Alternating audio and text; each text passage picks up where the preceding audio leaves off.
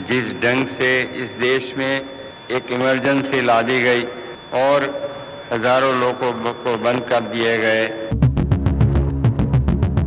जल्दबाजी से चुनाव जाहिर कर दिया गया और उसका कार्यक्रम तय हो गया।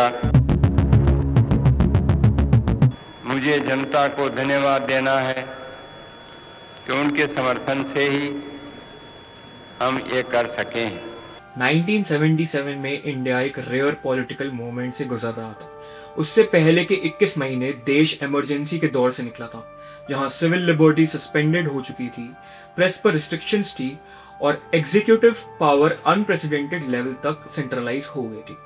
इमरजेंसी फॉर्मली खत्म हो चुकी थी, लेकिन इंस्टीट्यूशंस पर पब्लिक ट्रस्ट अभी भी फ्रेजाइल था। सबसे बड़ा सवाल ये था, क्या पावर अब कॉन्स्टिट्यूशनल लिमिट्स के साथ एक्सरसाइज की जा सकती है? इसी कॉन्टेक्स्ट के बीच में प्राइम मिनिस्टर बने मोरारजी देसाई। उनका राइज सिविक सरकार का बदलाव नहीं था, बल्कि इमरजेंसी के बाद डेमोक्रेटिक करेक्शन का सिंबल था। देसाई का लीडरशिप स्टाइल ना कैरिस्मेटिक था ना पॉपुलिस्ट। वो गवर्नेंस को स्पेक्टाकुलर नहीं, डिसिप्लिन, रिस्ट्रेंट और कॉन्स्टिट्यूशनल लिमिट्स के फ्रेमवर्क में देखते थे। उनके टेन्योर का सबसे पहला फोकस था इंस्टीट्यूशनल नॉर्मलसी का रेस्टोरेशन। इमरजेंसी के दौरान हुए एक्सेसेस को सिस्टमैटिकली रिवर्स किया गया, प्रेस फ्रीडम को रिस्टोर किया, सिविल लिबर्टीज पर लगा प्रेशर हटाया गया और ये क्लियर सिग्नल दिया गया कि स्टेट का काम डर पैदा करना नहीं, ट्रस्ट वापस लाना है। इकोनॉमिक गवर्नेंस में भी मोरारजी देसाई का अप्रोच इसी फिलॉसफी के साथ अलाइन था। वो फिस्कल डिसिप्लिन और ऑस्टेरिटी के स्ट्रॉन्ग एडवोकेट थे। उनका मानना था कि पब्लिक मनी का यूज मिनिमम डिस्क्रिशन और मैक्सिमम अकाउंटेबिलिटी के साथ होना चाहिए।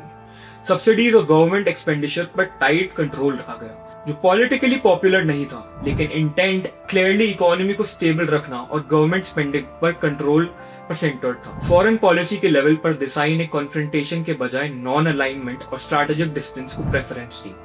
उनका ऑब्जेक्टिव ये था कि इंडिया किसी भी ग्लोबल पावर ब्लॉक का एक्सटेंशन ना बने। डिसीजंस लाउड नहीं थे, लेकिन पोस्चर क्लियर था, सॉवरेनिटी विदाउट डिपेंडेंसी।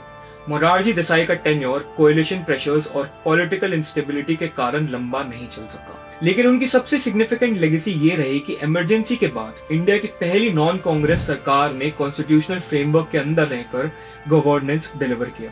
पावर का यूज टेम्पररी रहा, लेकिन डेमोक्रेटिक नॉर्म्स का रेस्टोरेशन ड्यूरेबल था।